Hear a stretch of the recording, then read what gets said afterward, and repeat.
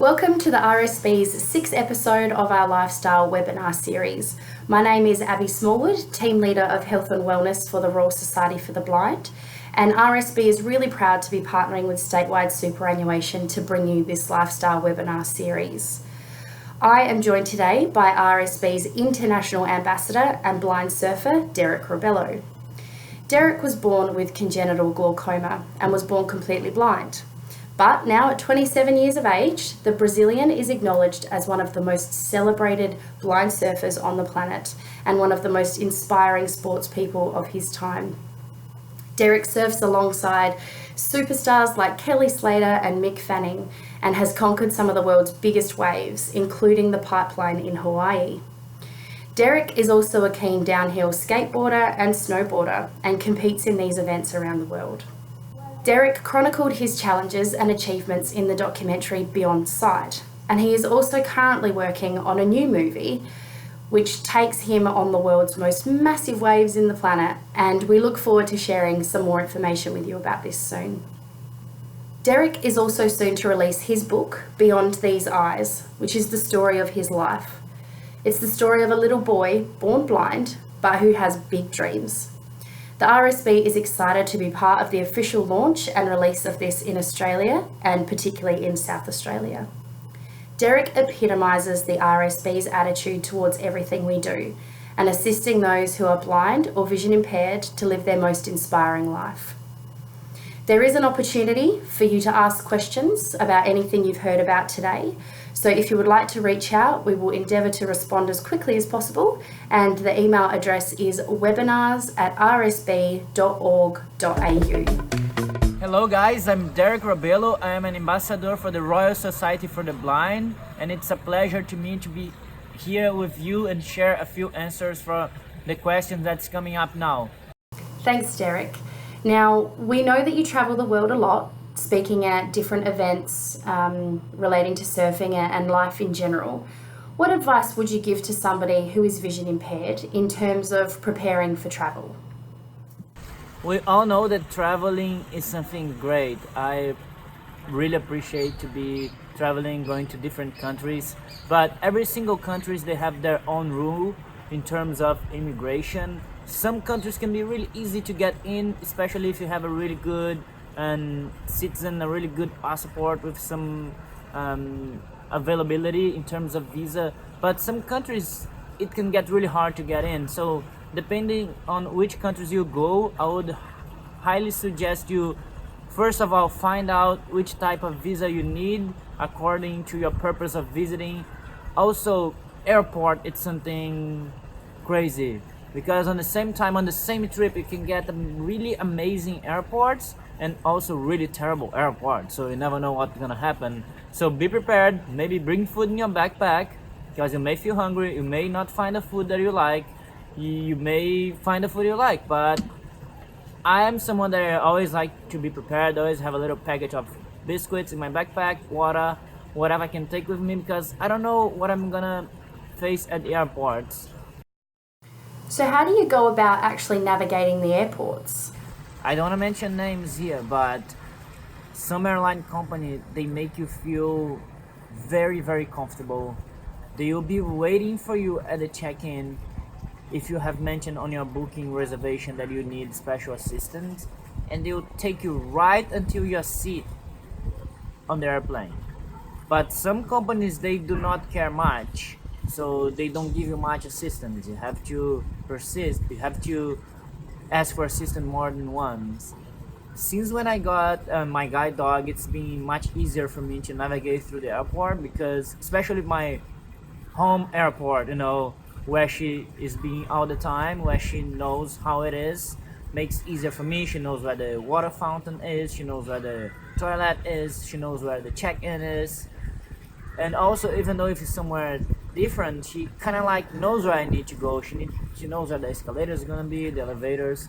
But airport, normally most of the time is something easy to navigate through. No matter which difficulties you have, no matter if you're blind or if you can see, if you are on the wheelchair, it's something that it's makeable. It's not the worst thing in terms of traveling. Derek, do you ever use the meet and greet service offered by the airlines? And if so, what has your experience been? And are there any tips that you can share about how to go about this? One of my best advice is every time you book a flight, please let them know that you need assistance. Please let them know because they will care about you. Many times I use assistance. I go on the check-in priority line, which makes quicker. Many times I ask for an extra free seat on my side, and they give it, because they say, oh, he's blind, and let's try to give him some facilities, and they do it. But sometimes, as I said, it cannot work that well depending which airline you're flying with. So make sure you're flying with a good airline and make sure you're letting them know in advance. How do you go about adapting to different countries and different conditions, especially if you've never been to that country before? First thing I do is try to figure out how the area is, how the conditions are, what's gonna be on my way in terms of mobility, how is gonna be the weather where I'm going, how is gonna be the type of food where I'm going, which language the people speak, so I can be prepared and then I can plan what I'm gonna do. But the hardest part for me it's in terms of mobility because I'll not know where things will be. I'll not know where the curbs will be, but my guide dog will. But I'll not know where to go. So it's on the first few days it's gonna be very challenging. But it's life. So if you wanna go to different places, we gotta live with that. We gotta accept it and take the way it is and learn. Learn always something new. Learn always how a new place is and be careful. Be more patient. Be patient is something really important on that situation. So, what recommendations would you give to somebody to ensure that they have safe and enjoyable, fun travel experiences? First of all, we gotta be prepared. Why is that? Because we don't know how it's gonna be where we are going. If you're gonna book a flight and a hotel, it's really important to read a lot the reviews. Always, there will be always fake reviews, but there are true reviews that you should read them.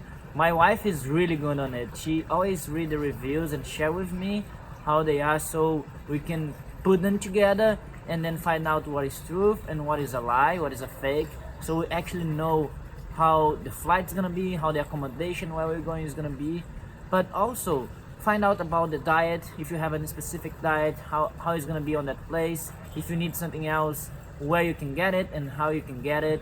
And something that's really, really important that you always need to have with you when you travel, when you go to the vacation, so you can have an enjoyable vacation and a safe vacation is travel insurance. Never travel without that because if something happens, you're insured. You're gonna have insurance that will cover your cost. Obviously, we don't want to get hurted, we don't want to get injured, but if something happens, we gotta be prepared. We gotta be always safe. That's some really good advice there, something I think everybody could take on board. So, Derek, to achieve all of this, you must have to stay fit and healthy. How does staying physically active help with your general mobility? Being fit and healthy is something really important, especially because I'm a professional surfer. So I always try to go to the gym, work out a lot when I'm not surfing, and make myself very fit. But also I try to eat really, really healthy as much as I can. Obviously, there are some times that we stay out of the path a little bit, eating things that we're not supposed to, especially when they are so yummy. But being healthy and fit is really important. So I really recommend everyone, not only blind people, but everyone, let's be fit, let's be healthy because being healthy and being fit, it's something that can make us happy. Many sports, and especially surfing, are known for their sense of community. Can you talk a little bit about what this means and how this has an impact on your mental health and also your mindset? Community is something really great on our lives because it can help us not feel lonely, it can help us to develop ourselves, be more healthy, be happier. For example, I am a surfer. I go surf.